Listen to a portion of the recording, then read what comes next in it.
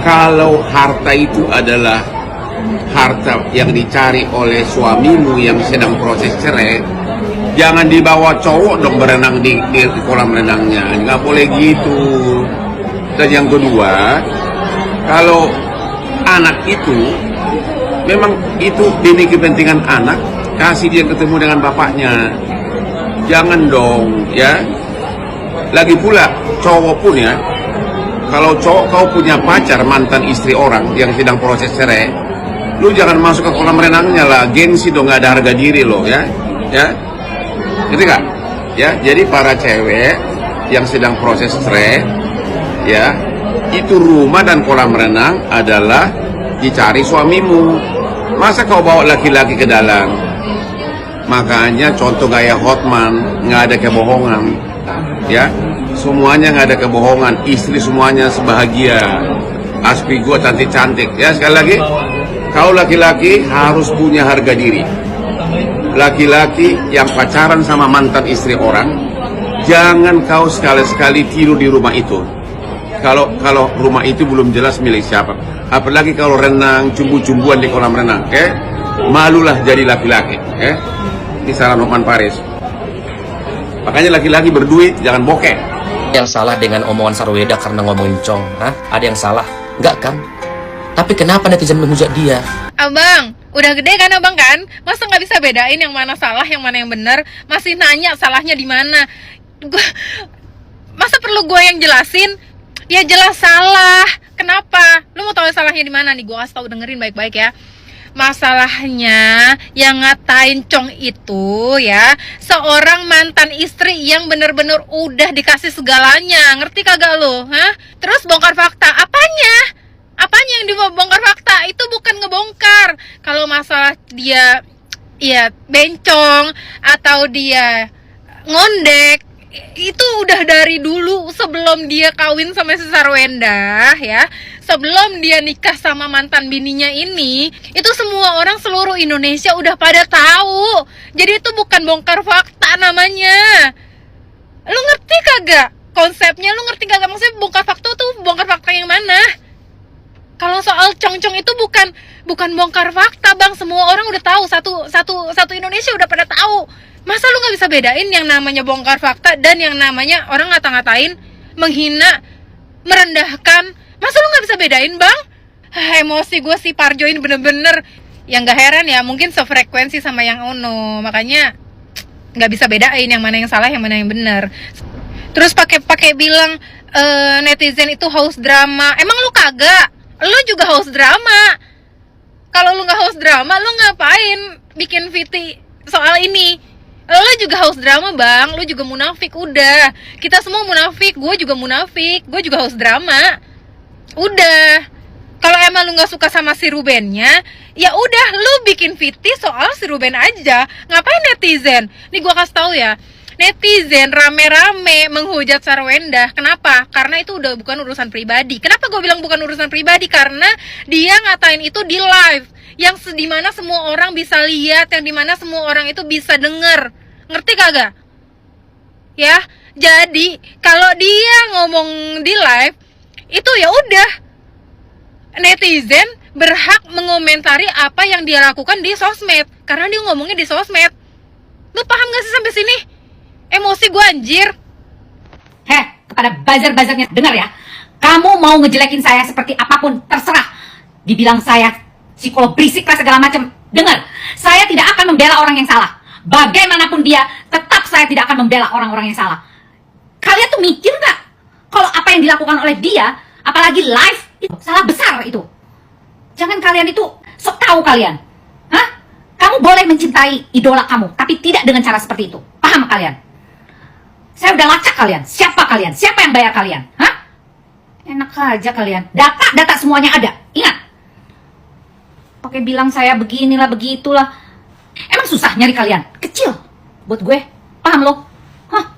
Guys, ini kocak nih, karena diulti langsung oleh Ruben Onsu sebagai pemilik rumah, video endorse Bapak CEO yang mempromosikan kopi Nescafe ini yang syutingnya di rumah Ruben langsung di take down, guys. Nah, jadi ceritanya pada tanggal 14 Juni lalu, tiba-tiba Ruben Onsu ini memposting ulang video endorsement Bapak CEO ini yang sedang mempromosikan salah satu brand kopi, sebut saja Nescafe gitu ya, yang dimana syutingnya itu di rumah Ruben, guys. Jadi Ruben posting dengan caption seperti ini ya, di rumah emang paling enak kita ngopi dulu yuk, karena di videonya sendiri ada narasi recharge di rumah aja sih gitu ya. Nah, ini Ruben posting ulang itu di thread, guys ya, dan langsung rame, langsung viral gitu ya. Netizen pun langsung berkomentar seperti ini, komentarnya kocak-kocak banget. Bahkan brand Nescafe ini langsung diserang oleh netizen, guys ya. Dan setelah itu Bapak CEO ini langsung men-take down atau menghapus video endorse tersebut, guys ya. Walaupun aku yakin itu tidak sesuai dengan kontrak kerja endorse-nya, nggak mungkin kan baru posting langsung dihapus lagi video endorse. Gimana menurut kalian, guys? Kalau aku pribadi sebagai rakyat jelata sih malu ya sampai diginiin ya, tapi kita nggak tahu juga dengan CEO ya, guys. Kan CEO kan beda ya, mungkin filternya beda ya, lebih tebel atau makeupnya lebih tebel, jadi muka berasa lebih tebel atau gimana. Dan kebetulan aku sih tim kapal api ya, yang sekali seruput tuh langsung ngeceng ke otak gitu ya.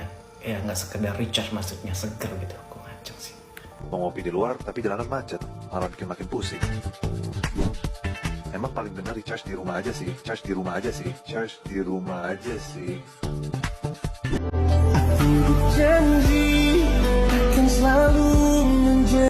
Gue nggak ngerti dari beberapa tayangan video yang diambil pas mereka live itu.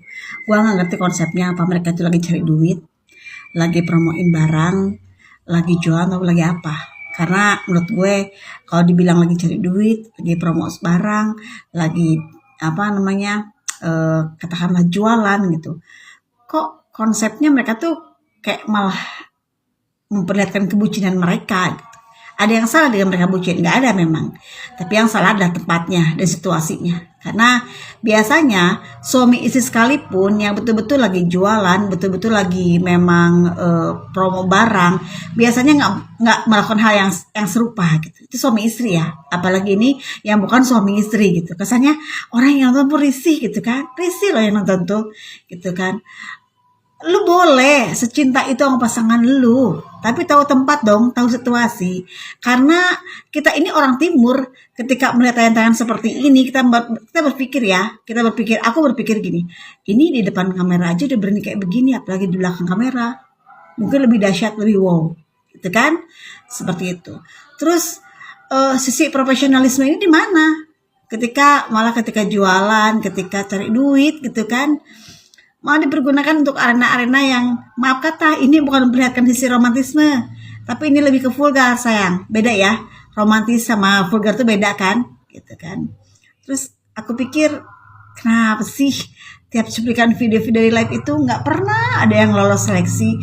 Ini kayaknya untuk seleksi penayangan kayaknya kalau dulu di televisi tuh ada ini ya, ada KPI kan, Komisi Penyiaran Indonesia kalau nggak salah ya. Kalau ditayangkan di TV kayaknya nggak lolos deh, nggak lolos, soalnya kan menunjukkan suatu hal yang sebetulnya tidak patut untuk dilihat gitu loh, terutama untuk anak-anak sih sebetulnya. Jadi ya gue pikir langkah Ruben untuk menggugat hak asuh anak sih tepat, karena aku pikir ini kan tidak layak dipertontonkan di depan anak gitu kan, ya kan? Jangan membuat anak-anak kita berpikir bahwa ini hal yang biasa, peluk cium di depan orang banyak, di depan kamera apalagi, itu adalah hal biasa. Ingat sayang, kita ini orang timur ya, Indonesia, kita bukan Amerika sayangnya. Paham ya? Paham. Kemarin-kemarin itu gue sempat buat 2 postingan tapi hanya mengetik ya persoalan si Sarwenda dan R itu. Nah, yang menjadi pertanyaan gue adalah, gue baru ngeh kalau misalnya yang dia live itu dia tidak menyebutkan nama kan, dia bilang Chong itu memang dia menyebutkan si R adalah Chong, atau netizen itu mengasumsikannya itu adalah Ruben karena memang dia seperti Chong. Gue nggak ngerti maksudnya gimana, ada yang bisa jelasin?